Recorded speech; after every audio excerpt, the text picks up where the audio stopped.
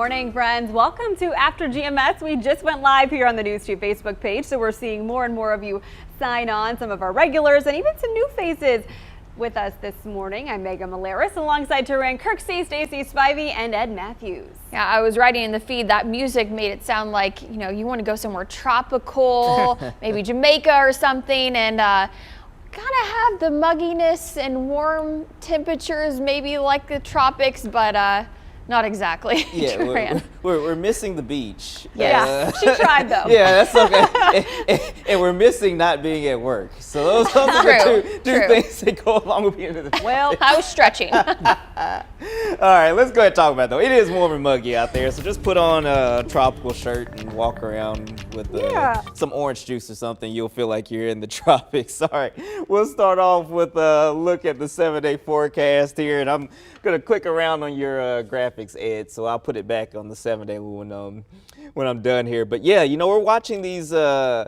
disturbances that have been moving on in. We had one move through yesterday. There's another one on the way today, and there's warm and muggy air out there that this disturbance will be able to tap into. So we are expecting showers and storms to kind of move on in. You can see the flow here of things. I'll put the loop on here for you so you can kind of see that system moving across Tennessee right now. The expectation is that it should weaken some as it moves on into North Carolina. That is what we are hoping for. Again, there's a big event happening this evening at 6:30. The Hoppers game is set to start. So let's walk you through time here. I think the best chance of showers and storms beginning to pop up should be right around 2 or 3 p.m. But this is the problem. It could take its time moving on through, and that rain chance might not completely diminish, but it should start to go down, I think by 6 or so. So we're hoping that we can get the rain out of here. We'll get enough of a break in the activity to get the game in. And then as we go through the night, just a few showers around. So we're going to keep an eye on that for you. Right now, we're going to keep the rain chance at only around 40%. We're going to have our temperatures still in the mid-80s by the time the game is set to start. And our high temperatures this afternoon are going to be in the mid-80s as well.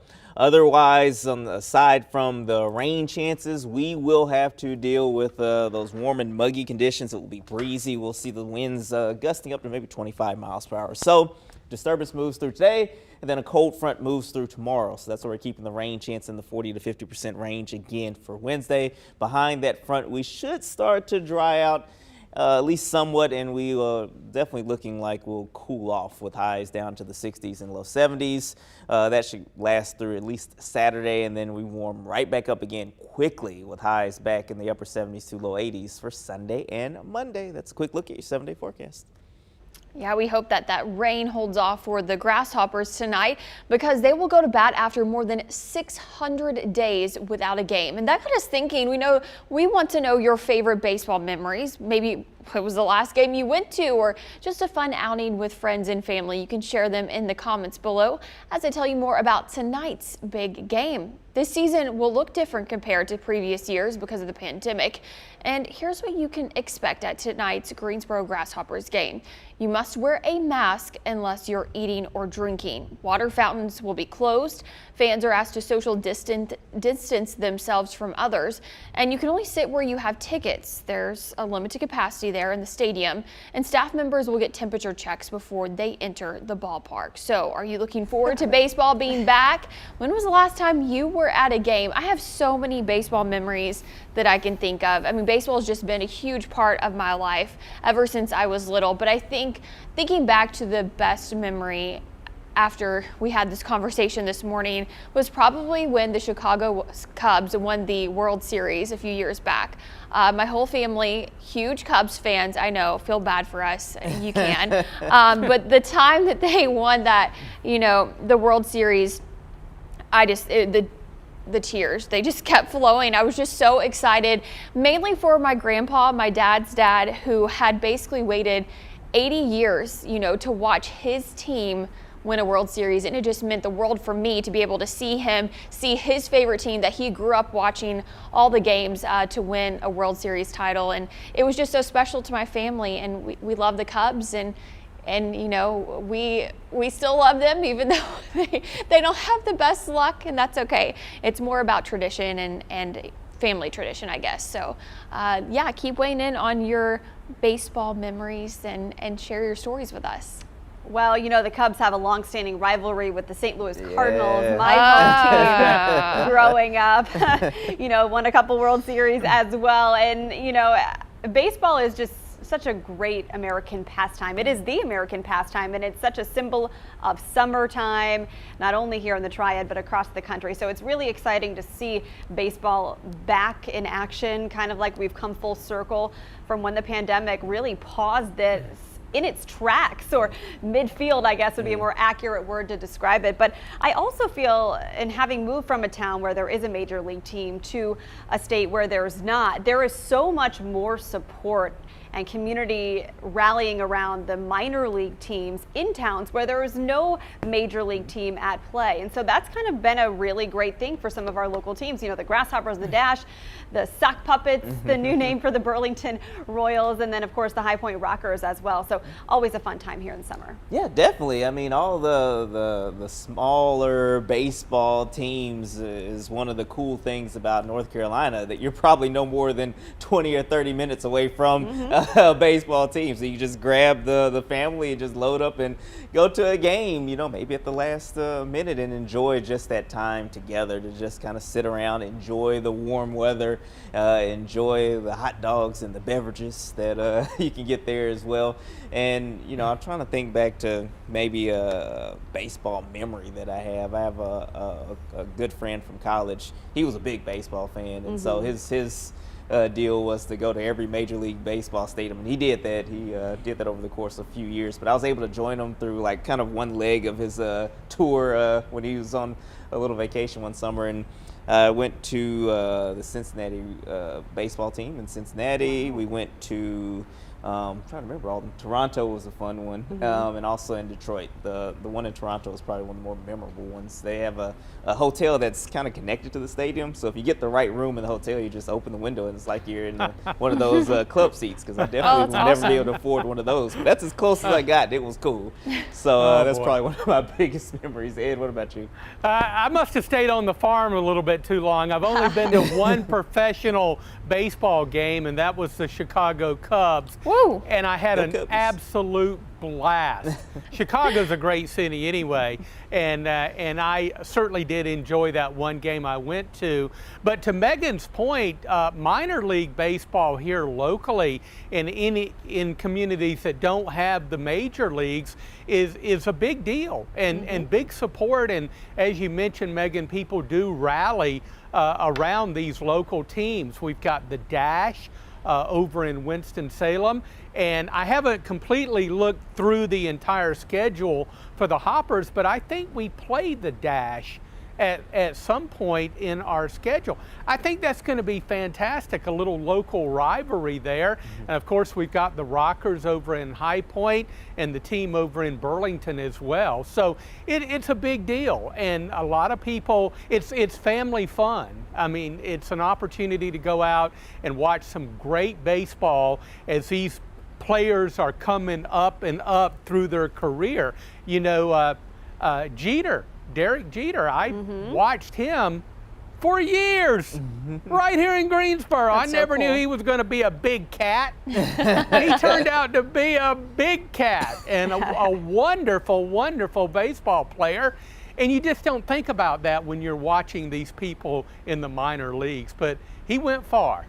Yeah, so Ed, you brought up the Grasshoppers and the Dash playing each other, which is a huge deal because for many, many years, people on both teams were really calling for at least like a kind of an non-official like game. Exhibition game, that's the word. Yeah, and now they're in the same league, so they're actually going to play each other. So the first time they do that, the first series is June 1st to 6th. That is here in Greensboro. Then it goes to Winston-Salem the following week. So that's going to be really exciting. Oh yeah, that's going to be a lot of fun.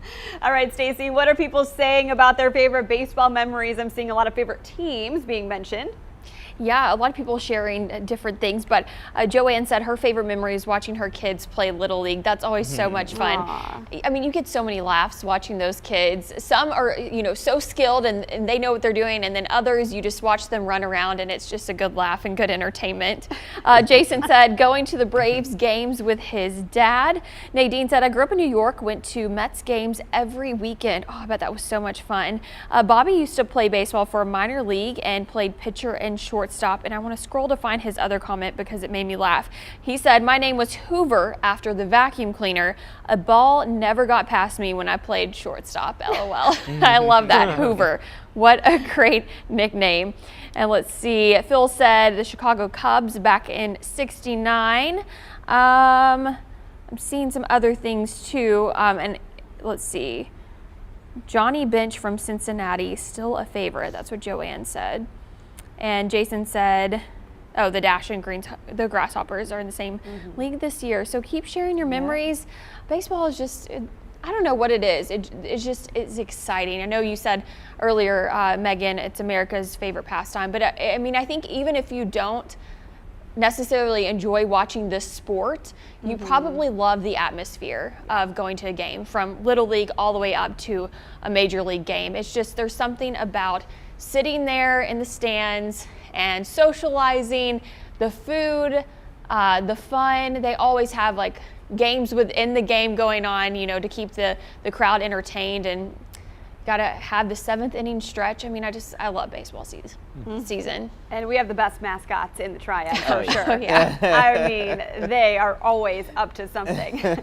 All right, it is 7:57 already. We have to get to our morning headlines because we have another great conversation coming up about teacher appreciation. Go ahead and start weighing in on that while we get to this. The FDA is expected to authorize emergency use of Pfizer's COVID vaccine for kids 12 and up, possibly as soon as next week. The CDC would still need to sign off on that, but it is a step closer to more people being eligible for vaccines. Let's look at what this could mean for North Carolina. Right now, almost half of our state's adult population is at least partially vaccinated. However, when we include people under 18, that number drops to 39%. If more young people are able to get vaccinated, we could start seeing that second number looking more like the first. You can no longer get first doses at the vaccine clinic at the fairgrounds in Winston-Salem. That operation is moving to the health department on Thursday by walk-in or appointment. It is important to note, if you got your first dose at the fairgrounds, you will still need to get your second dose there. Today, the Greensboro City Council will meet for a closed work session and discuss the Marcus Smith case again. Remember, Smith died in police custody in 2018. The autopsy showed several factors in his death, including cardiac arrest due to restraint, drugs, and an underlying health condition. The DA did not file charges. No word on what they might be discussing today, but if we learn anything new, we will pass it along. Several local school districts are looking to fill some vacancies in a variety of roles. The schools are hosting information sessions virtually today and tomorrow from noon to 1. Some of the positions do not require a 4-year degree. If you are interested in attending one of the virtual sessions, text the word jobs to 336-379-5775. We'll text you back a link with more information. It is Teacher Appreciation Week, and today is actually National Teacher Appreciation Day. So we are highlighting the educators that have influenced our lives for the better. We wanted to know, who is your favorite teacher and why? You can go ahead and put those comments in the comments section below, but go ahead and take a look at all the shout outs we've gotten so far. Jeffrey wants to give one to Mrs. Cox, a GTCC adult education teacher. Another viewer writes in saying, I want to give a shout out to the best music teacher ever, Mr. Benny Benjamin at Fairview Elementary School in High Point. Miss O gives a shout out to her coworkers at the Randolph Community College Cosmetology Department. She says, you are awesome, wonderful, caring, great teachers and inspiration to others. We love our students. Thank you for being you. Marvin says, my favorite teacher is my mentor teacher, Kimberly Griffiths, Aggie Pride. And Amy has a few shout outs. Her mom, Miranda Lee, she is an EC teacher at Reedsville High School. Her sister, Jana Lee, a 4th grade teacher at Irwin Montessori. And her daughter's kindergarten teacher, Erin Witt at Cornerstone Charter Academy. Her son's preschool teachers, Mary Grace Thomas and Elizabeth Klutz at First Presbyterian Weekday Preschool. Love seeing all these shout outs. There's so many wonderful teachers out there. Growing up, I mean, I grew up in a family full of educators.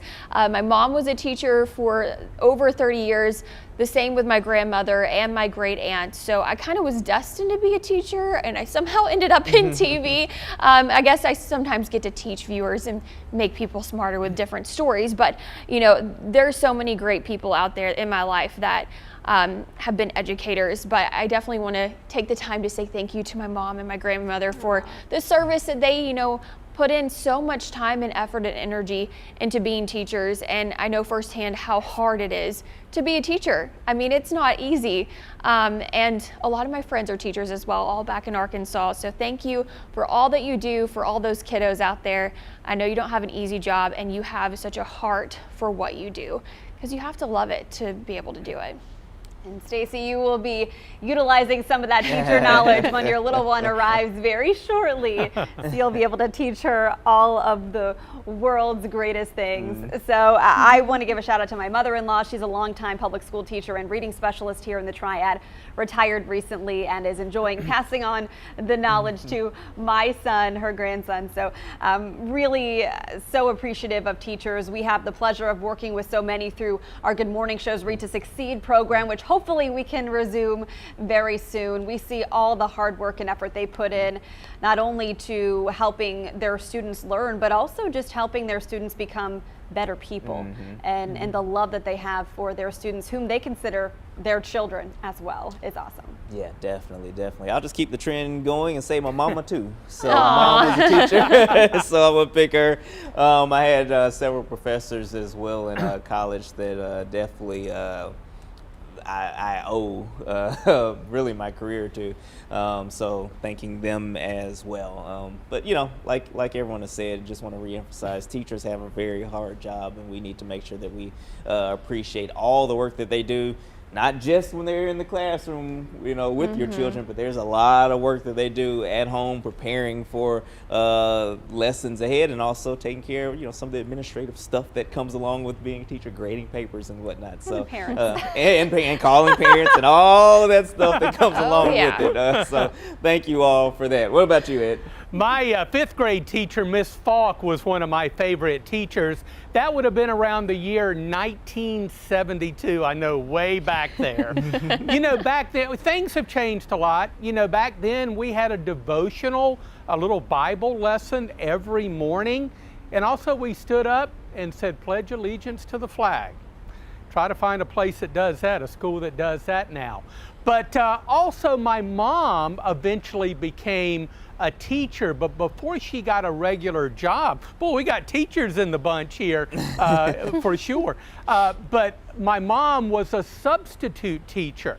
Not good, because every once in a while she would substitute in my class. Oh gosh, no. That's worse. She would walk in and she'd say, "Good morning, students. My name is Miss Matthews." And everybody would instantly turn and look, "Is that your mom? Is that your mom?" And let me tell you, it was funny. It was hilarious because I knew how she was. Those kids thought it was going to be party time. Oh, no. Oh, Miss did Matthews. did they learn that she was on the ball? There was no slack going on when she was filling in as a substitute teacher, and I was just back sitting in my seat giggling because I know how strict she is. She made you work for those A's. Oh yeah. No participation trophies here. No. All right, Stacey, we see a lot of shout outs coming in here on our feed. Yeah, I hope I can get to a lot of them. And if I miss your teacher, I'm so sorry. We love them just as much. But Bobby says, my 7th grade teacher, Mr. Johnson, he was an awesome man. And Jason says, my senior year English teacher, Mr. Marion, if I didn't pass, wouldn't have graduated. Ooh. And let's see, Heather said, my kindergarten and 1st grade teachers, Miss Vaughn and Mrs. Hendricks, I was a crazy kid and they knew how to handle me. I had them for both years. Tamarika said, Mrs. Wilson, 3rd grade teacher at Nancy Reynolds Elementary School. And Phil said, my 4th grade teacher who paddled me, been looking for her ever since. Oh my. Well. Oh no. Anyway, the point is, it is Teacher Appreciation Day, part of Teacher Appreciation Week. So, of course, our shout-outs will continue throughout the week here on the Good Morning Show and in your local school districts, I'm sure. So thank you, teachers, again, for all you do. All right, Ed, teach us something about the weather. Oh, I'll do my best. Yeah. Okay, here's the lesson. The lesson is we got a cloudy sky this morning. Overall, a mix of sun and clouds, but we'll be on the lookout for a few showers and storms as we head through the afternoon. We couldn't rule out maybe a strong or severe storm. We'll reach highs in the mid-80s. That'll be some of the fuel to get those storms going, along with a little upper level disturbance. And then tomorrow, a cold front will approach and move through the area late day, so that'll give us a few showers and storms. One final little upper level disturbance moves through late Thursday, nothing more than a isolated shower at best. But behind that cold front, we cool off a little bit. We go from the 80s to highs around 70. We could stay in the 60s on Friday. Looks as though we're going to see dry weather as we head into the weekend. Wow, those lows back in the upper 40s, though, I know, to yeah. low 50s, they're going to Yeah. feel quite brisk compared to what we've been spoiled with lately. Definitely, definitely. You got to get ready for that. You know, this roller coaster temperatures just rolls on. All right, and we roll on here on After GMS. That's a wrap for today. We'll be back tomorrow at 7:45 with much more fun and camaraderie. May the 4th be with you. Have a great day.